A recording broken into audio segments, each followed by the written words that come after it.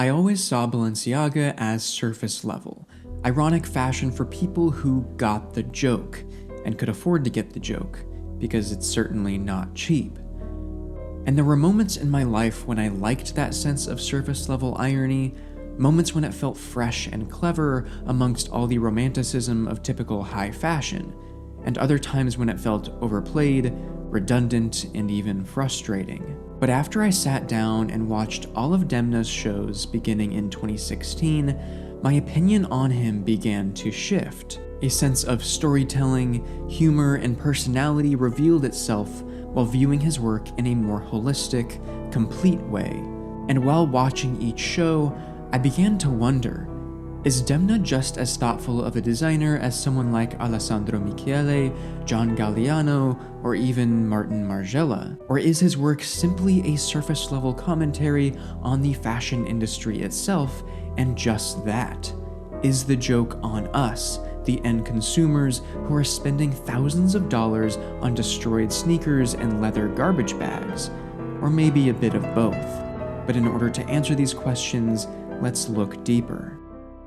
Demna is one of the only Eastern European designers at the head of a major high fashion house, perhaps even being the only one, depending on how you define it. This alone gives him a perspective unlike any other. While most large fashion houses are led by creative directors from France, Italy, or America, Demna's worldview is shaped by something much more complex, more tumultuous than the typical designer's is. He wasn't spending his childhood wandering through his mother's garden, finding inspiration in nature's beauty like Christian Dior had the privilege of doing. Demna grew up amid the chaos of war, surrounded by destruction, displacement, and uncertainty. Born in Georgia, not the state but the country, in 1981, Demna's childhood was corrupted when in 1993 a war of secession broke out between Georgia and the region of Abkhazia, where his family lived.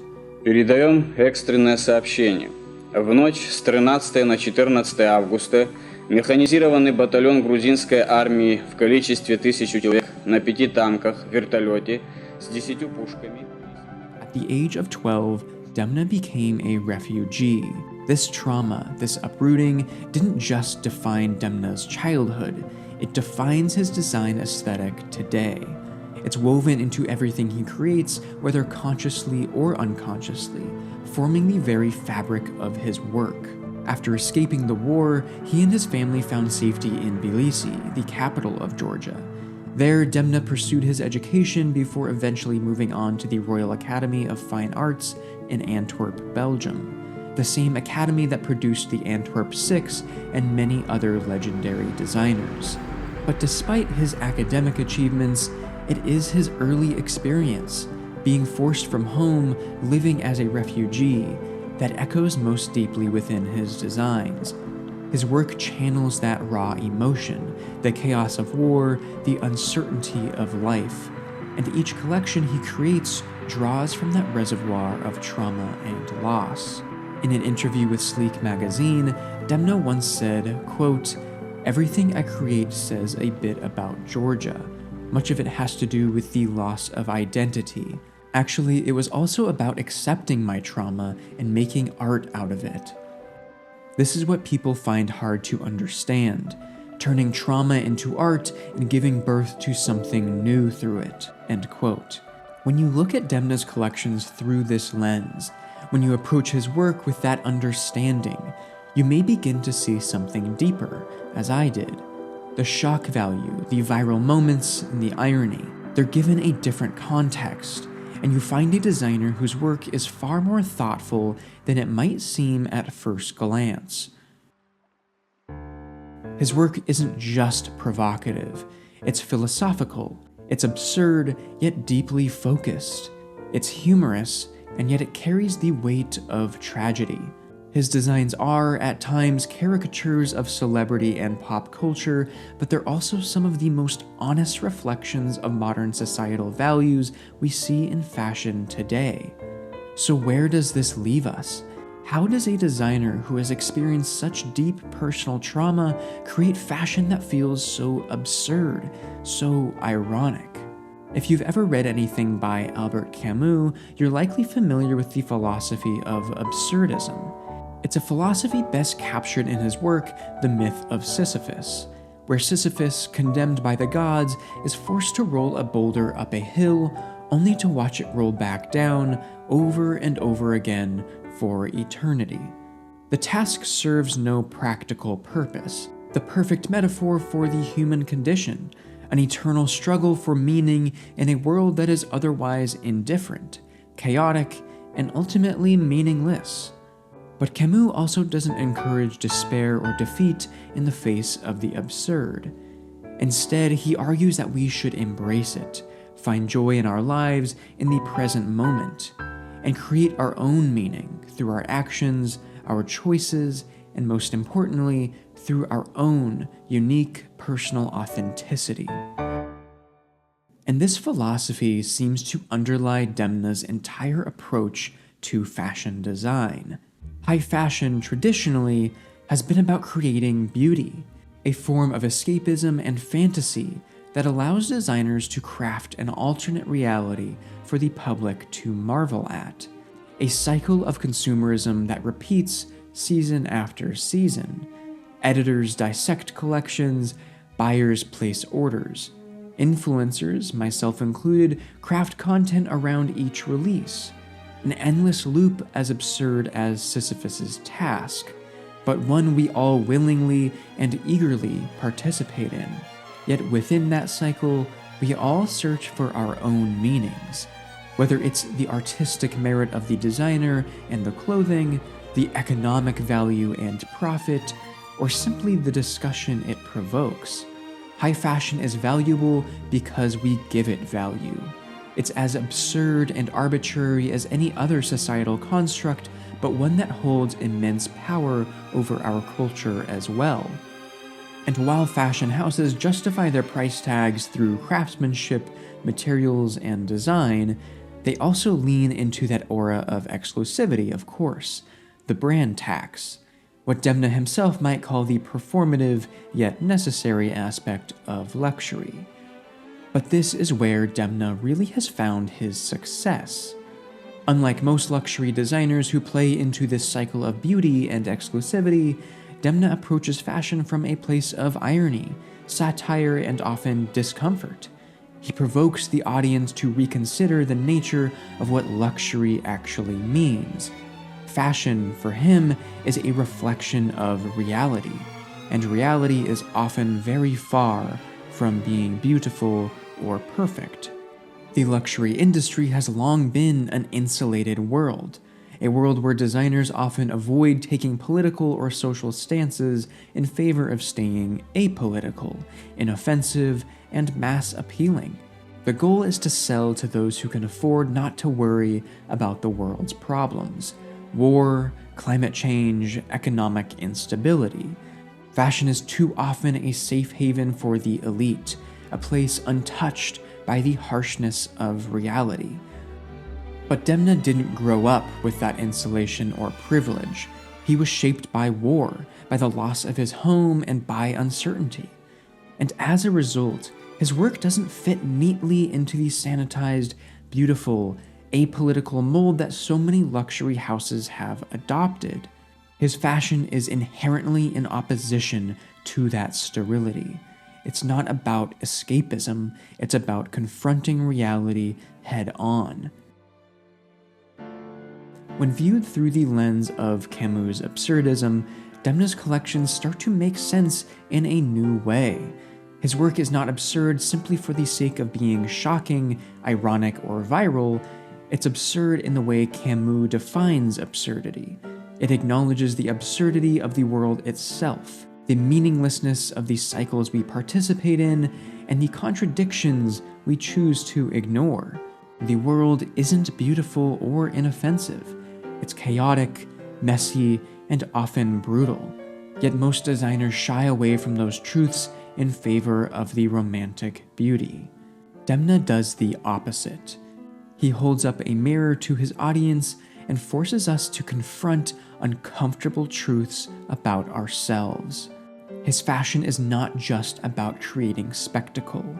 That's a byproduct, a method of delivery. It's about forcing a conversation and bringing attention to the issues we face together. As absurd as fashion may be, Demna embraces it, finds joy in it, and turns it into something entirely his own. But how does all of this manifest visually? And this is where Demna's career at Balenciaga becomes particularly interesting to me. Because while watching all of his shows, I was able to identify 3 distinct eras, each defined by a significant shift in his design approach and philosophical evolution, all triggered by major life events.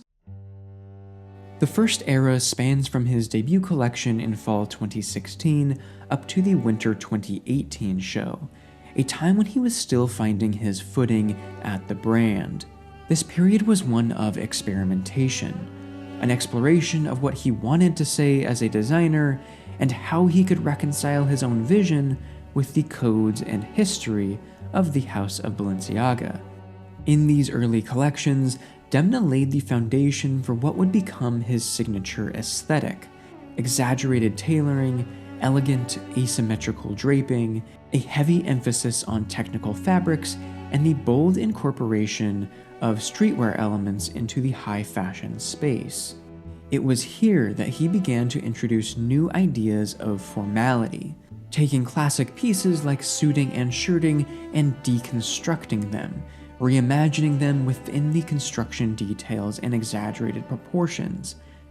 The oversized silhouettes, reminiscent of classic power suiting, were not just about making a statement, but they were also in reference to the exaggerated forms that Cristobal Balenciaga himself was known for. Demna has always drawn inspiration from the house's past while injecting his own style to keep things interesting. And his vision has always been so different to the classic direction of the house, so much so that he was able to avoid being seen as merely referential to the archives, while simultaneously drawing inspiration from them, finding enough differentiation to elevate Balenciaga once again into the conversation. But this early period for Demna wasn't without its growing pains. It felt very much at times like a period of transition. The collection spanned a wide range of silhouettes and fabrications, as do most of his collections, but sometimes appeared disjointed, as Demna grappled with many different ideas. There was a clear tension and awkward relationship between his desire to challenge traditional notions of beauty through irony and absurdism, and the pressure to respect and reinterpret the classic codes of Balenciaga. In many ways, this first era was about laying the groundwork for what was to come. It wasn't revolutionary, but it was necessary. Demna was still figuring out how to make Balenciaga his own while staying true to the brand's DNA. And of course, there's modernity, a shifting contextual concept that was always central to Cristobal's vision and continues to be a driving force in Demna's work. However, the modernity that Cristobal faced in his time is vastly different from what we consider modern today. For Demna, modernity isn't just about sleek, minimalist silhouettes or cutting-edge design techniques. It's about responding to the issues of our time, social, political, and cultural challenges that the modern consumer faces. In this way, Demna's interpretation of modernity goes beyond aesthetics. It becomes a statement on the world we live in. This first era, while visually uncertain at times, set the stage for Demna's future work. It was a foundation, a base that allowed him to grow more comfortable in his role as creative director, and over time, he would refine this approach, learning how to more effectively integrate his personal commentary and vision into the collections, while attempting to stay true to the house's heritage.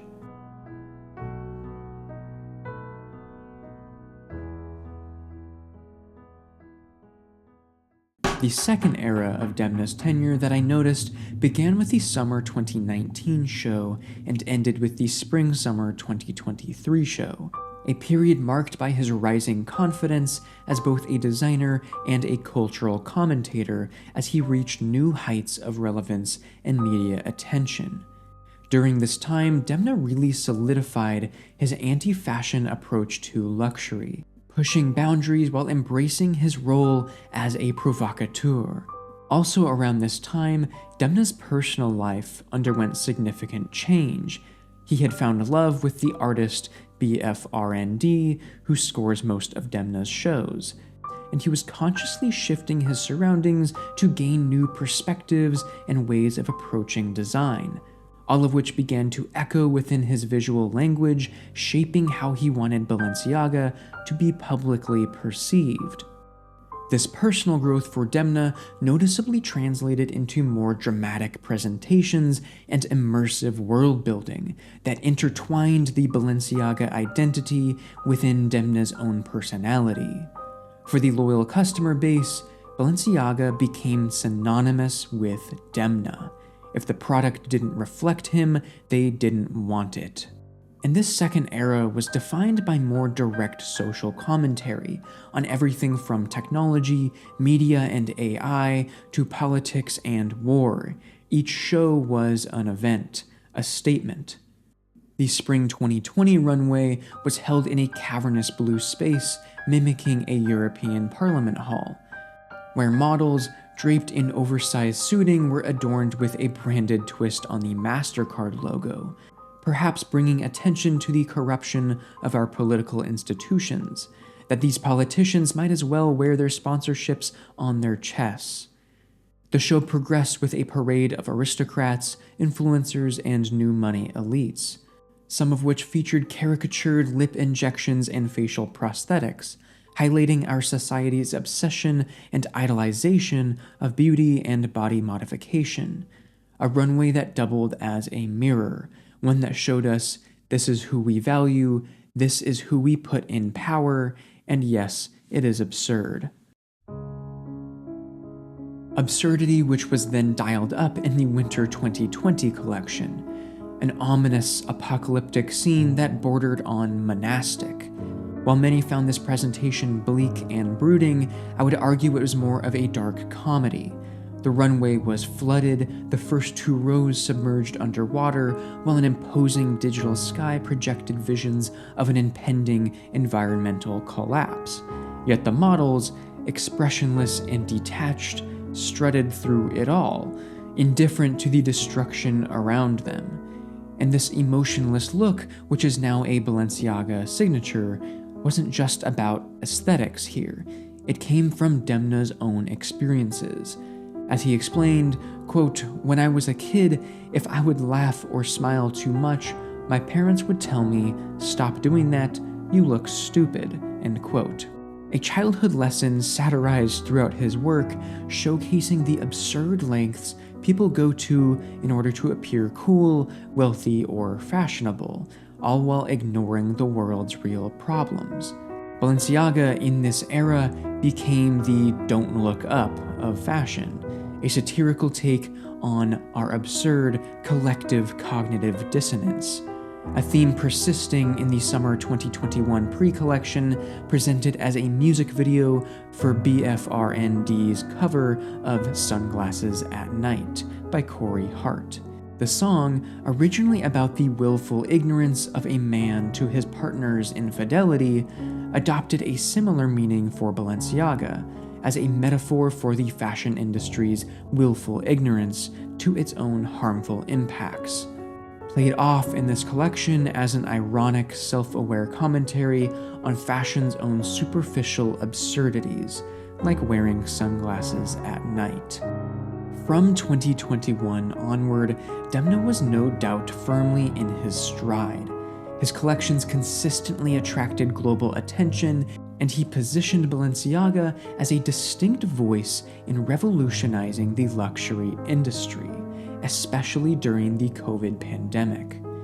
While many brands struggled, Demna saw the pandemic as an opportunity to dive headfirst into the digital space.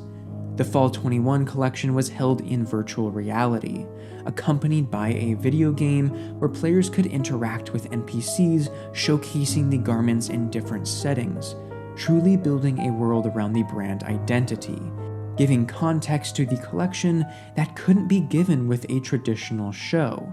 This was innovation. A bold leap into new frontiers, which then extended to collaborations like the Balenciaga Fortnite partnership in September of 2021. Balenciaga at this point had momentum. Shortly after the Fortnite collaboration, Demna then presented the Spring 2022 collection in collaboration with The Simpsons as a short film. Both a satire of high fashion and a full-blown runway show, it blended humor, pop culture, and luxury in a way that attracted over 22 million views on YouTube, making it one of the most viewed fashion shows ever. Demna's creative direction during this time was undoubtedly the reason Balenciaga remained culturally relevant during the pandemic, while other brands were facing sales drops and missed targets. And following the pandemic, as shows began to return to the traditional runway, we were then faced with a new horror: the war in Ukraine. For the Fall 22 collection, scheduled to take place just 2 weeks after Russia invaded Ukraine, Demna was conflicted on whether he should show at all, and he began asking himself the same questions he had been posing within his work. What is the point of this absurd, endless cycle? What are we even doing indulging in fashion when there's so much suffering in the world? Deeply affected by this war, Demna chose not to cancel the show, and decided instead that he would use his global platform at Balenciaga to spread awareness of the suffering that was taking place in Ukraine, a suffering and trauma he could personally relate to, having grown up as a refugee himself, finding safety for some time in Ukraine. Ukrainian flags printed on tees hung over every seat in the audience, the runway simulating a giant snow globe. Initially planned as a commentary on climate change, it adopted a whole new meaning as models struggled to walk through biting wind and snow in the glass enclosure, observed by onlookers safe from harm. A show that unmistakably called back to Hussein Chalayan's Afterwards collection, one of the most historically significant depictions of war on a fashion runway, where furniture was physically transformed into clothing of which models carried on their backs as they fled their homes. A deeply personal reality for Demna as a child, instilling within him a message that he had been telling over and over, intrinsically within his life's work, yet more importantly, and perhaps more necessary now than ever. A message which expanded and evolved in the Resort 2023 runway to showcase, quite literally, the fetishization of capital and the widening wealth gap. An ever-expanding commentary on politics, social inequality, and war, which culminated in the Spring 23 Mud Show, a continuation of the Fall 22 show's themes: war, collapse, destruction, where models trudged through a mud-soaked runway, faces bruised and battered, clothing torn and dirtied. It was an assault on luxury's pristine image, a deliberate subversion of beauty in favor of a brutal realism, a commentary on resilience in the face of destruction, a bleak reflection of the current state of the world, the climax of Demna's second era, a period that saw Balenciaga reach new heights while remaining firmly rooted in cultural critique and absurdism. But that love, that popularity and respect quickly came to a halt with the release of the Holiday 2022 ad campaign, shot by artist Gabriele Galimberti, a photographer known for capturing their subjects along a neat composition of their belongings laid out around them. However, for the Balenciaga ad campaign, commercialism and shock value corrupted Galimberti's work, and the resulting images were of children posing with their toys and stuffed animals, which were dressed in bondage-inspired accessories. A completely inappropriate campaign rightfully met with heavy criticism, which extended far beyond the fashion world, leading to widespread calls for the brand's cancellation and Demna's resignation. Whether this campaign stemmed from poor oversight over the concept of the shoot or a larger conspiracy, as some believe, the outcome was the same. Consumers, influencers, and celebrities alike all rightfully distanced themselves from Demna and Balenciaga. But despite this controversy, Demna chose to remain at the helm of Balenciaga, publicly committing to a reevaluation of Balenciaga's brand identity and the lengths that they were going to gain viral attention. This self-reflection and an attempt at redemption for Demna culminated with the Winter 2023 collection, the first showing following the controversy, a pivotal moment that signaled the start of Demna's third era at the brand. In the article, His True Story, Demna Gvasalia, by L'Etiquette, it was revealed that during his time at the Royal Academy, Demna would, quote, study, design, and work 24/7, end quote. At school, he had dedicated himself to the craft of fashion, sewing each creation by hand and immersing himself completely in the relationship between designer and garment. A meticulous attention to craftsmanship which truly did resonate with the design philosophy of Cristobal Balenciaga himself, one of the last true couturiers. And following the 2022 controversy, Demna then took a step back to realign himself with the brand's essence, to reconnect with the reasons he fell in love with fashion in the first place, and to return to his previous mindset as a student. In his Winter 23 show notes, Demna expressed his frustration with the current state of fashion. Quote, fashion has become a kind of entertainment, but often that part overshadows the essence of it. In the last couple of months, I needed to seek shelter for my love affair with fashion, and I instinctively found it in the process of making clothes. It reminded me once again of its amazing power to make me feel happy and to truly express myself. This is why fashion, to me, can no longer be seen as entertainment, but rather as the art of making clothes, end quote.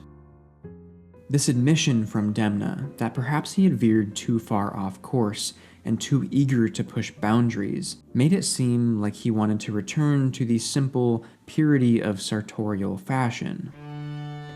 Or rather, bring that purity and sense of refinement into his ready-to-wear collections that was already present in the few couture collections he had already done for the brand, where the lack of commercial pressure allowed him to focus on the values most important to the heritage of Cristobal Balenciaga, values which managed to find a balance with Demna's own subversive anti-fashion aesthetics that many passionately reject for being so visually opposed to the elegant work of the founder. Yet I would argue that Demna's collections would be much less powerful, thought-provoking, and popular if they were too referential or too aesthetically similar to the designs of Cristobal. In his third era, beginning with that Fall 23 runway, Demna brought forth those qualities of the founder and returned to his own roots: simplicity, a focus on cut, drape, and proportion, a palette cleanser and a reset for both the brand and Demna. Yet it lacked the impact we've come to expect from him, and rather serving as a step forward for the brand, this collection called back to his first few collections at Balenciaga, and the slight sense of awkward uncomfortability within them.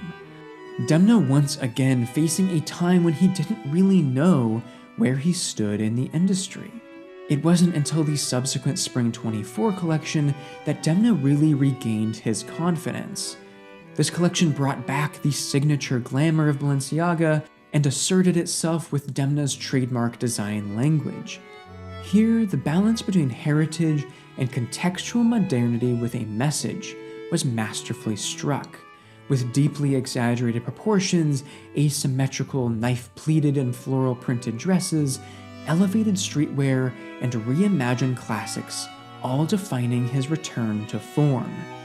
For the pre-Fall 24 collection, taking it one step at a time, Demna then reintroduced satire onto his runway, this time taking aim at the health and wellness industry during the height of the Erewhon craze, the notoriously expensive grocery store patroned by the rich, the famous, and the clout chasers.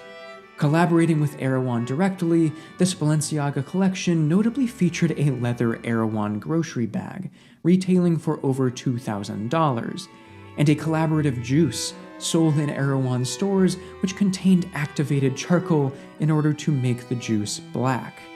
And regarding this juice, Demna said in an interview with Vogue, quote, "I don't know what's in it, I just wanted it to be black," end quote. And if that's not the perfect satire of the wellness industry, I don't know what is. Aside from this collaboration, this collection was a mix of streetwear, social commentary, and classic Balenciaga glamour, with nothing too outrageous or provocative, just a fun, inoffensive Balenciaga show. A theme which continued through the presentation of the Fall 24 collection, where Demna explored our growing disconnect from nature and the tangible in favor of the digital, the superficial, the non-physical.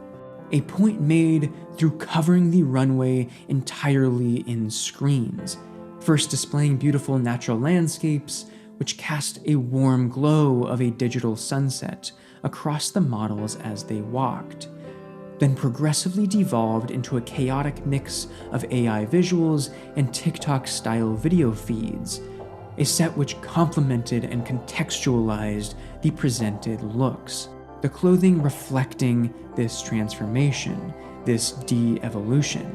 Renditions of Demna's signature evening wear and tailoring gradually shifted into looks with more and more spliced patterns, pieced fabrics, and garments worn in unconventional and just plainly odd ways, reminiscent of the mistakes that early AI models would make. The more you look at it, the more errors you're able to spot. And most recently, the Spring 2025 show delved into Demna's personal childhood memories, not as a refugee, but just as a kid. Memories of the cardboard fashion shows he once staged on his dining room table for his family. So in kind, he held this show on an exaggeratedly long dining room table as well. The looks and the presentation of this collection asserted his design philosophy and his personal growth as a designer. Fashion, like life, is not beautiful or perfect, but imperfect, messy, experimental, subversive, and absurd, but most importantly, honest. One of the strongest shows from Demna to date in this third era at Balenciaga. A fusion of Cristobal's legacy, simple draping and sculptural silhouettes, with Demna's signature unrefined and unexpected elements which constantly challenge our understanding of clothing and our preconceived notions of the nature of fashion, luxury, and the absurd. Fashion without pretense, fashion uniquely Demna. And Demna's journey at Balenciaga, through successes and failures, serves as a reminder that fashion at its core is about more than just a spectacle of trends, that a gimmick alone can't carry a collection or a brand, that fashion is a deeply personal art form rooted in consistency, craftsmanship, and a strong sense of identity, shaped over a lifetime of experiences through failure and success. That fashion does not need to be perfect and beautiful to hold value. When imbued with a unique perspective, it can provoke thought and challenge ideas just as effectively as any painting in a museum. And Demna shows us that a design philosophy truly lies in understanding of why you design, who you design for, and what you actually have to say within your work. Because today, it's not enough to just create beautiful items which exist in their own world. Modern fashion needs to be given context, a reason for existing that speaks to us as consumers and gives us a reason to pay attention.